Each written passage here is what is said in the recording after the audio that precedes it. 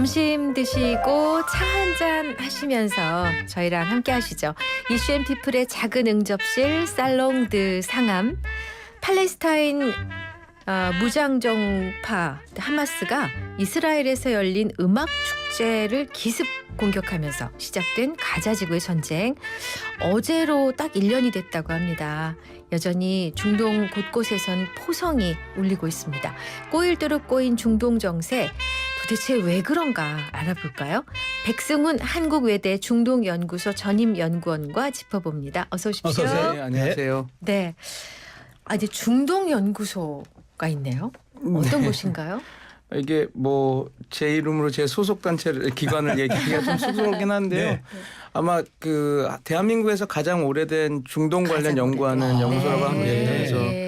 1976년 1월 15일 날 설립됐어요. 아유, 그래서 어머나. 오래됐네요. 왜냐면 50년 더 안 돼가네요. 예, 그게 왜 그러냐면 저희 한국외국어대학교에 그 통번역 대학원도 있는데 그게 네네네. 이제 과거에 이제 박정희 대통령 그 시절에 네. 이제 저희가 이제 국제시장에서도 나오는 이제 중동 그 건설붐 이렇게 할 때 그때 이제 만들어졌었거든요. 그래서 그렇군요. 그거와 같이 발맞춰서 중동에 관련해서 조금 더 깊은 연구가 필요하다라고 해서 이제 그 대학교 부설 연구소로 그 처음 1976년 1월 15일 날 만들어졌죠. 그래서 그 이후에 그래도 뭐 이런 것도 있습니다. 중동학이라고 하는 게 어떻게 보면 좀 특이한 용어거든요. 네. 왜냐하면 어떻게 보면 지역 아니면 맞아요. 그 소위 지정학적인 그렇죠. 거라서 너무 네. 넓죠. 왜냐하면 네.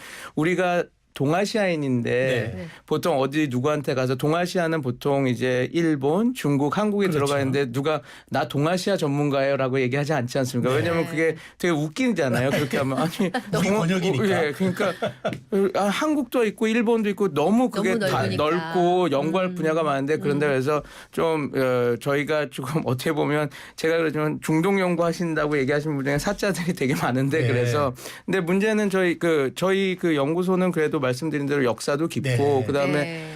저희가 뭐 터키어과 그다음에 아랍어과 그렇죠. 이란어과 그렇죠. 통역대학원 네. 지역대학원 이렇게 그 학제가 공부가 있고 그 뭐라 그럴까요 그런 학과들이 있으니까 네. 그거 관련해서 공부하시는 교수님들이나 박사님들이 많아서 어떻게 보면 저는 전임연구원으로 있어서 있지만 저랑 같이 전임연구원에 계신 분들 중에서는 이제 어학 전공자, 문학 전공자, 네. 사회학 전공자도 있어서요. 저는 그 중에서 이제 정치학을 전공을 했습니다. 그래서 특히 국제관계 쪽을 해서 요즘에 뭐 팔레스타인 하마스 분쟁이 어찌됐건 국제정치 그다음에 국제안보 관련한 네, 얘기이기 그렇죠. 때문에 제가 이렇게 많이 이렇게 나오는 거죠. 그래서 네. 중동연구소 하면 네 말씀해 주신 대로 다 많은 중동 관련한 연구를 다 진행하는 그리고 그런 역량을 가진 연구소다 이렇게 말할 수 있을 것 같습니다. 그러니까 연구해 보시니까 중동의 매력을 한마디로 꼽아주시면 어떤 게 있어요? 그러니까 역동성이죠. 우리나라도 역동성. 다이나믹 코리아라고 하지만 이러지 않습니까? 다양하고 역동적인 거. 지금 2024년인데 왕정이 있는 국가가 있다라는 게 되게 특이한 특이하고, 거고. 네. 그다음에 지금 어떤 그런 과거에 오늘도 지금 말씀을 드리겠지만 그 과거에 그 켜켜에 묵은 그 역사가 또 이렇게 전쟁이라고 하는 갈등으로 그러니까 어떻게 보면 나쁜 점에서도 이게 역동적이지만 그냥 뭐 좋은 점에서 좀 막 여러 가지 급변하고 변하고 그런 것들이 있어서 그 사회학을 그러니까 전 사회과학자니까 네. 정치학을 전공하는 사회과학자니까 분석하고 하는 거에 있어서 좀 재밌다고 할 수 있겠죠. 물론 이제 뭐 이스라엘 하마스 그다음에 이런 분쟁은 피해자가 많이 나왔기 네. 때문에 재밌다라고만 얘기할 수는 없겠지만 그래도 조금 역동적인다라는 게 그러네요. 중동화를 공부하는 거죠. 알겠습니다. 예. 네. 앞서 잠깐 언급해드렸듯이 가자지구 전쟁이 어제로 딱 1년이었는데 전선은 되려 확대된 모양새입니다. 먼저 우린 외신을 무수히 접하고 있지만 아니 왜 그러지? 뭐지? 이런 생각을 할 때가 많습니다. 네. 개요를 좀 짚어주세요.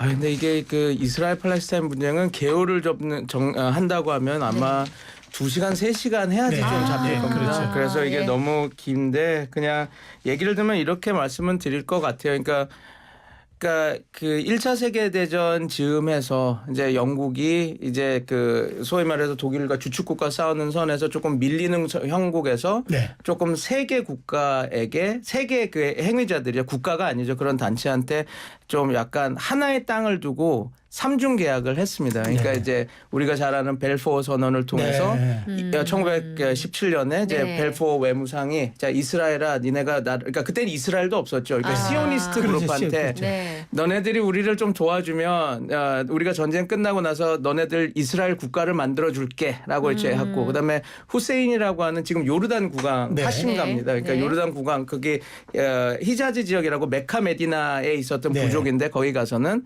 네가 우리와 편을 맺어줘서 네가 다마스커스까지 싸워서 올라가서 오스만 제국과 싸워주면 우리가 너희한테 그 땅을 주겠다.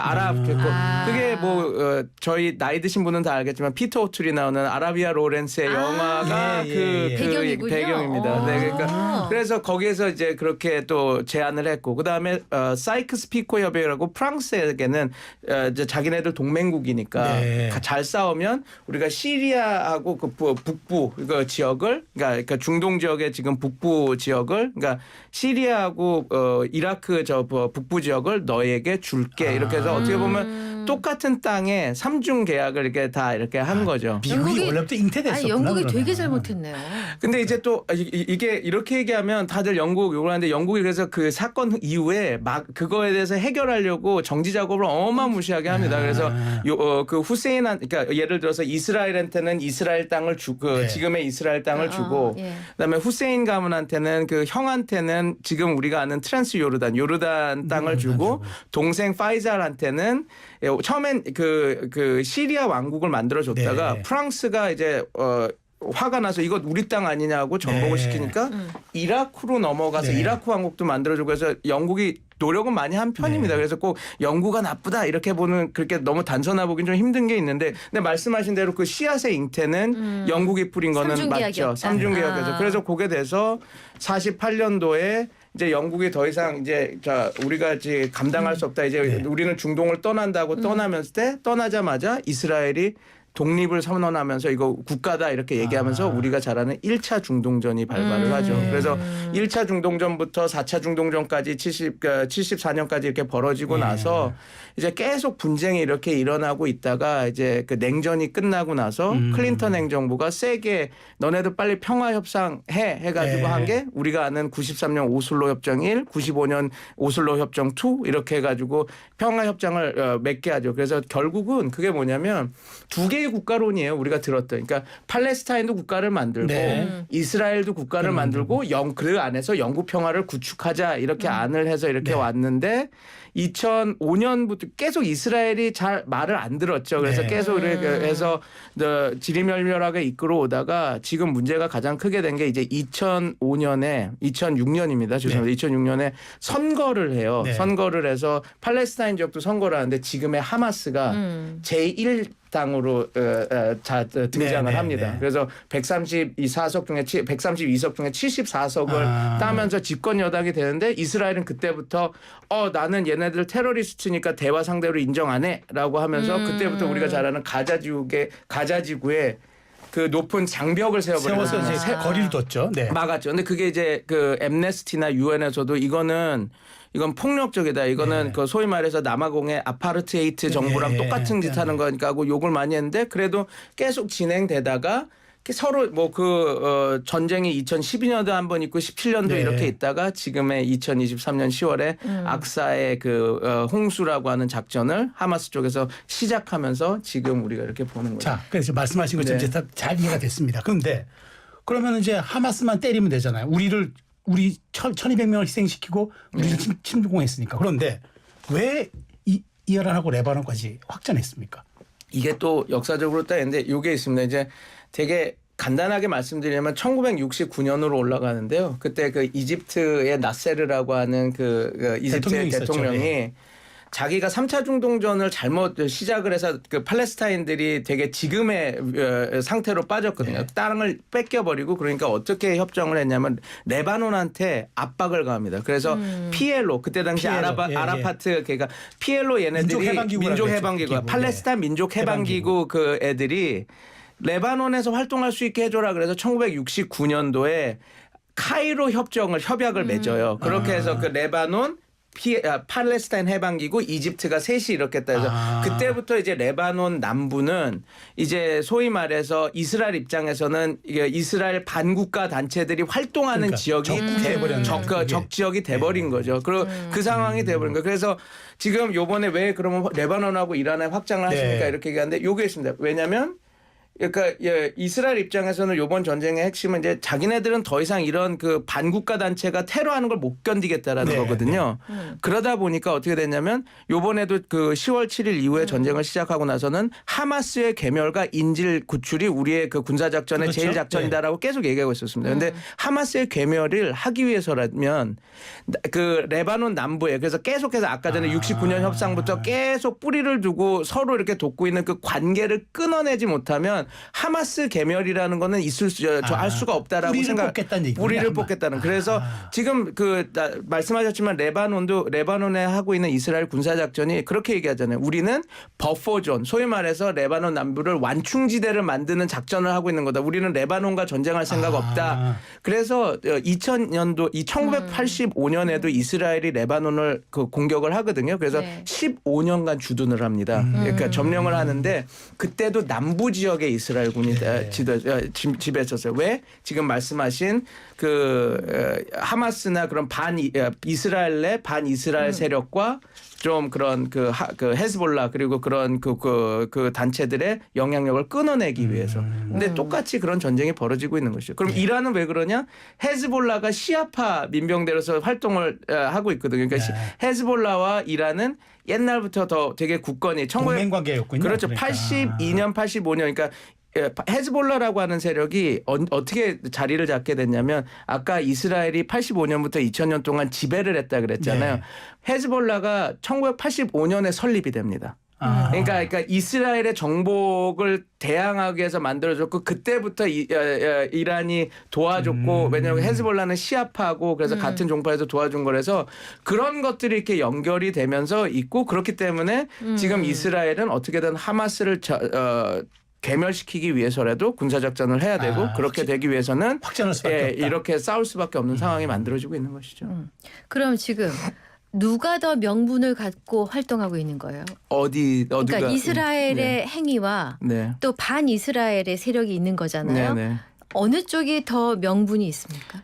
저는 솔직히 지금은 명분은 둘 다 없다고 생각합니다. 왜냐하면 작년 10월 7일에 공격을 받았을 때는 이스라엘이 주장하는 게 맞았죠. 이건 정의로운 전쟁이다. 그랬죠. 우리가 공격을 네. 받았고 네. 한다. 그랬죠. 근데 이제 결국은 1년이 넘어갔고 지금 그냥 가자 지구만 제가 오늘 아침에 체크했는데 41,800명이 죽었습니다. 맞아요. 네. 예. 거기서 16,000명이 어린아이들. 어린이가. 예. 6,000명의 여성이 민간인 피해자가 더 많습니다. 그럼 이런 상황이 됐을 때 물론 이제 이스라엘 입장은 야 저건 하마스 애들이 헤즈볼라 애들이 먼저 인간 그렇게 한 방패를 거예요. 이렇게 써서 했기 얘네들 때문에. 민간인들 예. 방패를 삼아서 하고 있는 거다라고 얘기를 주장을 하고 있지만 그렇지는 않습니다. 가자지구라고 하는 게 우리나라 세종시만한 도시거든요. 근데 네. 230만이 살고 있습니다. 그러니까 세종시만한 것에 부산시 사는 사람들만큼 이렇게 있는 거거든요.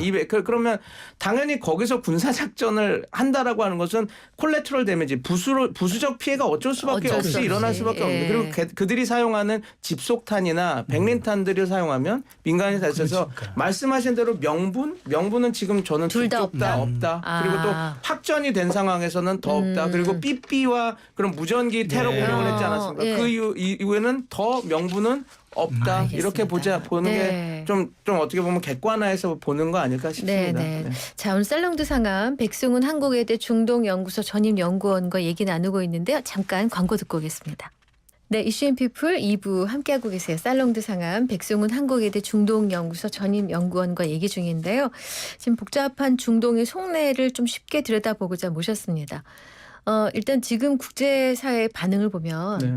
이스라엘에 대한 비난이 많아지는 것 같아요. 엄청나게 높게 되죠. 왜냐하면 9월 18일 정도에 있었던 그 삐삐 사건 맞아요. 아실 네, 겁니다. 그렇죠. 그다음에 무전기 사건도 알 맞습니다. 겁니다. 그러니까 저희도 놀랐던 게 그 이스라엘의 그 정보부라고 하는 곳이 모사드인데 네, 그렇죠. 네. 되게 효율적이고 능력 있다고 알려져 있지 그렇죠. 않습니까? 세계 그래서 최고의 정보 그렇죠. 기관이라고 그러죠. 근데 항상 그래도 모사드는 항상 어떻게 보면 회색지대에서 활동했습니다. 그러니까 어떤 말이냐면 이게 불법인가? 아니야 불법이 아닐 수도. 그러니까 경계에서. 항상 경계에서 그 경계에서 그 선을 아주 교묘하게 타면서 해서 국제사회에서 이걸 혼내야 될. 그러니까 뭔가 얘기를 조치가 들어가야 될 것 같은데 근데 이게 좀 약간 내정 간섭이니까 애매하게 이런 식으로 가는데 네. 요번에는 좀 많이 나갔군요. 선을 어겼죠. 넘었군요. 선을 넘었죠. 왜냐하면 소위 말해서 헝가리에 그 소위 말해서 유령 회사를 차려놓고 그렇죠. 네. 그래서 15년 정도 작업을 했다라는 거 아니에요. 그래서 그 대만에 있는 그 골드 페이저 그 삐삐를 OEM을 받아가지고 이렇게 해서 제작을 해서 헝가리에서 만든 다음에 그 헤즈볼라에 넘기는 식으로 이렇게 했는데 치밀하게 준비한 거죠. 치밀하게 준비했죠. 그래서 원래 그냥 그 벤더가 그러니까 그 자기네들이 이렇게 그 공급하는 것이 헤즈볼라만 아니라 15년 동안 활동하면서 다른 그냥 민간인들한테도 민간 팔았을 업체한테도 팔고 하니까 헤즈볼라도 속을 수밖에 없는 거죠. 여기 제대로 이렇게 된구나. 그렇게 해서 심었는데 그러면 당연히 지금 헝가리 야당에서는 지금 뿔이 났습니다. 왜냐하면 아니 우리 국가를 이용해서 네. 그것도 우리 헝가리 회사라고 BAC 컨설팅 회사라는 걸 만들어서 이렇게 그러면 어떻게 보면 상당히 부글부글 끌만한 네. 일이거든요. 이게 네. 아마 국제법으로도 위반이 될 겁니다. 왜냐하면 이게 정상 국가가 아닌 테러리스트 집단들이 그렇죠, 하는 이거는. 행위잖아요. 맞아요. 이게. 맞아요. 그래서 우리가 생각하면 북한이나 아니면 이란이나 이런 국가들이나 그렇죠, 할 네. 거다라고 하는 것을 이스라엘이 했으니까 혹자는 어떤 전문가분들은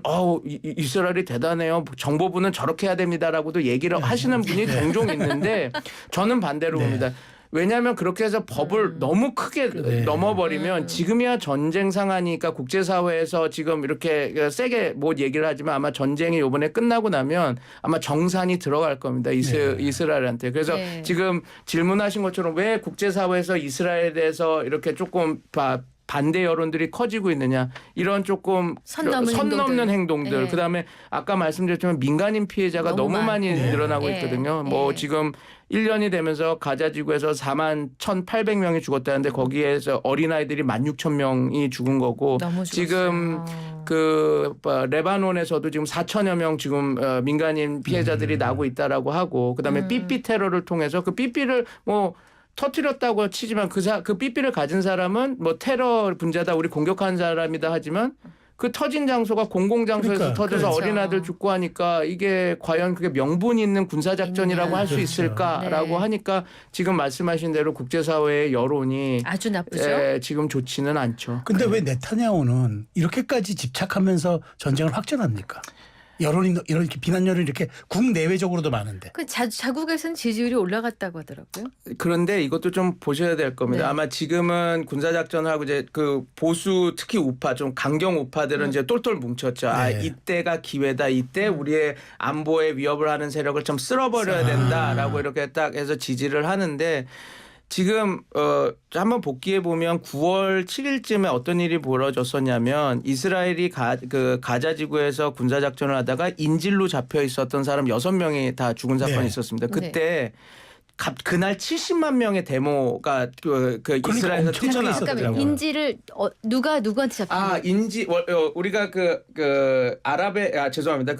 알 악사의 봄 홍수 이거 하고 나서 260명 정도가 네. 하마스에 의해서 납치가 돼 있었어요. 그렇죠. 납치됐었거든요. 그래서 그 이스라엘이 군사 작전을 할 때 하마스 괴멸 플러스 자기네들이 원하는 인질 건 구출. 인질 구출이다 했는데 그 인질이 이렇게 아직도 지금 90여 명이 지금 보도로하고 네. 잡혀 있는데 30명은 죽었다고 하고요. 네. 그래서 네. 60명이 살아 있는 사람이 이렇게 네. 있는데 이 가자 지구에 군사 작전을 하다가 6명이 죽게 된 거죠. 네, 네, 그러니까 네. 이제 이스라엘 그 국민들이 왜 쓸데없고 인질 구출도 못하면서 왜 자꾸 확전해서 네, 레바논, 그렇죠. 이란이랑 자꾸 싸우려고 하고 뭐 하는 거냐 해서 그날 70만 명이 이렇게 데모를 하고 엄청난 시위를 나중엔 했더라고요. 엄청난 시위를 했죠. 그러다 네. 보니까 네타냐후도 느꼈습니다. 깜짝 놀라서 곧바로 그 다음 날 이제 그 공식 사과를 했어요. 그러니까 어허. 이건 내 실책이다. 그러니까 우리가 이스라엘 국민들의 안보를 지키지 못했다고 나올 정도로 그러니까 그만큼 지지율이 출렁였다라는 네. 거예요. 어허, 예. 다시 돌아가서 지금은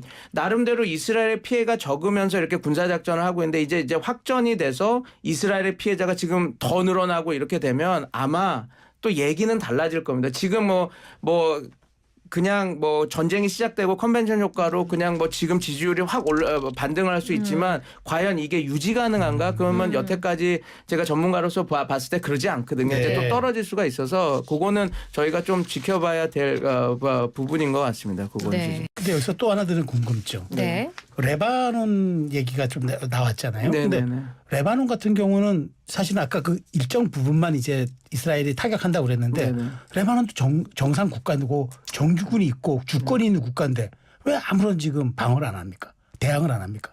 그러니까 이게 저희가 국민국가 체제를 아시는 분들, 그러니까 대한민국 같은 정상국가라는 분들은 이해를 못하실 부분인데 이란도 그렇고. 그다음에 레바논도 그렇고 군 구조가 2부 구조입니다. 그러니까 우리나라처럼 육군, 해군, 공군이 있는데 이란도 IRGC라고 이란 혁명 수비대가 그 위에 상위 이렇게 좀 더 다 있잖아요. 근데 이란 혁명 수비대도 육군, 공군, 해군이 다 있습니다. 그러니까 어떻게 보면 좀 특이하거든요. 예. 근데 레바논도 이게 레바논군이 8만 명 정도 있습니다. 군이. 육해 네. 공군 다 합쳐서요. 네. 근데 헤즈볼라가 10만이 넘습니다. 그러니까 헤즈볼라가 더 세요. 그리고 왜 그러냐면 그러니까 이게 너무 긴 역사라서 이걸 여기 지금 설명을 못 드리는데 간단히 말씀드리자면 원래 프랑스의 통치를 받다가 독립을 할 때 이 레바논이라는 국가가 종파가 너무 많이 뭉쳐 살고 있어요. 그러니까 마로나이트, 두루즈파, 그다음에 순니, 시아, 그리스 정교회 이렇게 너무 많다 보니까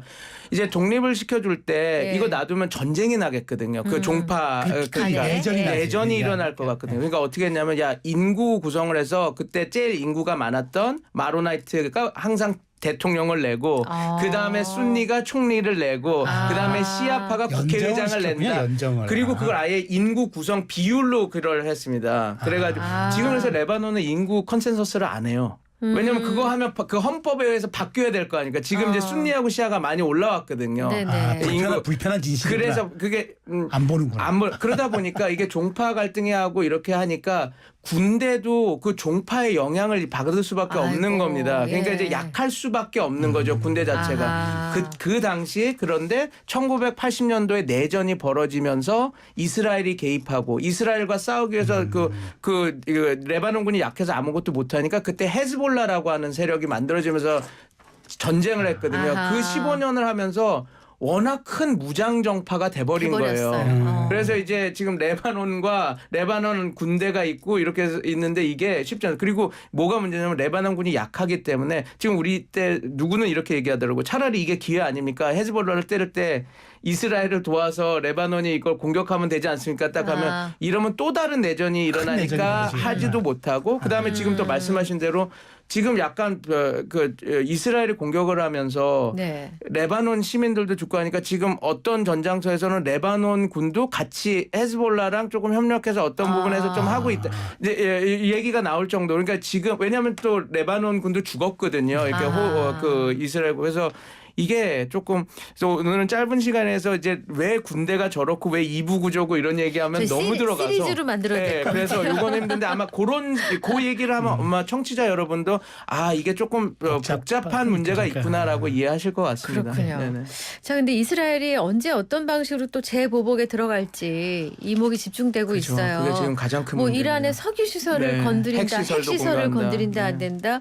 미국에서는 핵시설은 안 된다 그랬던가요? 뭔가 안 된다라고. 정유시설도 그냥 고민 중이다 했지 정유시설 때려라 이렇게 얘기한 건 아닙니다. 그리고 또 곧바로 이제 바이든 대통령이 또 얘기해서 아니 내가 정유시설을 공격하는 거 허락한 건 아니다 뭐 이렇게 얘기를 해서 하지만 좀 이렇게 뭔가 정유시설을 공격해도 우리가 허용을 할 수도 있다라는 식의 뉘앙스를 주면 안 돼. 근데 줬죠. 줘버렸어요. 줘버려서 이제 그게 조금 좀 문제가 되죠. 일단 이렇게 되면 이제 강 건너 불구경이 안 되는 우리의 문제가 되니까요. 그렇죠. 그래서 걱정인 거거든요. 요거를 말씀드리고 싶어요. 제가 언론에서 지금 3차 대전, 뭐 5차 그러니까, 중동전 이렇게 예. 하는데 제가 전문가로서 제가 요런 조금 프로에 나온 이유는 좀 우리가 좀 언론에서도 그걸 좀 지양할 필요가 있습니다. 네. 왜냐하면 제가 말씀드리겠습니다. 지금 우선 석유 시설을 타격했을 때를 얘기해 보시죠. 이란이 지금 생산하는 석유량이 340만 배럴입니다. 그러니까 340만 배럴 per day. 그러니까 하루에 하루에. 340만인데 예. 전 세계에서 하루에 생산되는 석유량이 어느 정도인지 아십니까? 잘 모르겠어요. 1억 배럴이 넘습니다. 그 얼마 안 되는구나. 그러니까 3.4%인데 그리고 또 한 가지 있다면 이란 석유는 누가 사는지 아십니까? 그 경제 제재 때문에 다른 나라는 못 삽니다. 누가 그럼 사요? 누가 사요? 러시아. 중국이 삽니다. 중국이 중국, 사요. 러시아. 그렇게 따지면 이게 국제 시장에 영향을 끼칠 그 확률이 낮습니다. 물론 지금 지난주 대비해서 9%가 석유값이 올랐다 이렇게 하는데 그거는 불안감 때문에 심리적으로 오르지만 단기적으로는 오를 수 있지만 중장기적으로는 오를 확률이 그렇게 높지 않거든요. 그래서 제가 실례로 하나 드리자면 이겁니다. 2022년에 사우디아라비아하고 러시아하고 미국이랑 좀 붙은 적이 있습니다. 네. 그래서 사우디아라비아가 우리 석유 감산하겠다. 석유값이 너무 싸져서 감산해서 석유값을 올리겠다 했더니 그때 바이든 대통령이 안 돼. 지금 우리가 경제 위기 때문에 지금 돈을 풀었기 때문에 네가 석유값을 올려버리면 내가 효과가 없으니까 예. 안 돼. 예. 그렇게 얘기를 했는데 살만이 그러니까 지금의 MBS 그러니까 그렇죠. 사우디의 지금 왕세자가 푸틴과 아니야 우리는 감산할 거야 하고 200만 배럴을 하루 200만 배럴을 낮춰버려요. 네. 근데 어떤 일이 벌어졌냐? 그때 당시 바이든이 되게 경로를 하고 사우디아라비아의 관계 나 재고하겠다 이렇게까지 얘기가 나온 상황이었는데 그다음에 어떤 조치를 했냐? 미국이 증산을 해버렸습니다. 셰일 오일도 있고 그렇죠. 그러니까 그렇죠. 증산해서 미국도 빠진 메꿨어요? 양을 메꿔버렸습니다. 그러니까 어떻게 되면 사우디아라비아가 이렇게다가 두 손을 든 게 원래 석유값을 낮추고 싶어서 내렸는데 그 낮춘 그 점유율을 미국 석유가 하니까 자기가 그 국제시장의 점유율만 낮아진 거예요. 그러니까 이게 이렇게 되면 나중에 향후 문제가 될 거라는 생각에 두 손 들고 우리가 증산하겠다 왔거든요. 그러니까 왜 이 말씀을 드리냐면 석유 시장은 이제 더 이상 공급자가 좌지우지하는 시장이 아닙니다. 그래서 저희가 당연히 이란에 대한 정유시설의 공격을 우리가 좀 고민하고 걱정을 해야 되겠지만 그거를 너무 막 이렇게 에너지 위기 막 이렇게까지 가는 거는 조금 전문가라면 나와서 조금 좀 지양하고 한다. 얘기를 드려야 되는데 좀 그러지 못한 것에서 좀 안타까운 부분이 잘 있었고요. 말씀하셨어요. 우리가 오일 쇼크가 있었기 때문에 그런 당연히 불안감 74년 때문에 오는 그런데 때인데 실제 지금 말씀을 들어보니까 그 정도 데이터적으로 아니다. 볼 때는 그런 건 우리가 없을 가능성이 높네요. 근데 유일하게 한 문제가 있습니다. 만약에 지금 앵커님이 말씀해 주신 것처럼 진행자분이 말씀한 것처럼 우리나라에 큰 위협이 되려면 이란이 정말 엔드게임 이제 갈 때까지 됐다. 그래서 나도 공격을 당했으니 사우디아라비아, UAE, 쿠웨이트 정유시설을 나도 공격하겠다. 그리고 호르무즈 해협을 내가 막아버리겠다. 그렇게 됐을 때는 이제 지금 블룸버그나 이렇게 얘기하는 대로 배럴당 200달러까지 갈 수 있다 이런 거가 되는데 그거는 막말로 최악의 시나리오를 얘기하는 거니까 우리가 조금 지향해서 볼 필요가 있다. 근데 물론 고민을 하고 그런 정책들을 준비를 해야 되겠지만 너무 그런 공포에 이렇게 할 필요는 없다. 네, 그렇게 보면 될 것 같아요. 알겠습니다. 시간이 너무 아쉬운데요. 이렇게 죄송합니다. 언제 한번 중동강이 잘 들었습니다. 아닙니다. 또 모셔야 되겠다 네. 생각이 들었습니다. 네, 오늘 백승훈 한국외대 중동연구소 전임연구원과 살롱드 상암 꾸며봤습니다. 나와주셔서 고맙습니다. 초대해 주셔서 감사합니다. 말씀 잘 들었습니다. 네.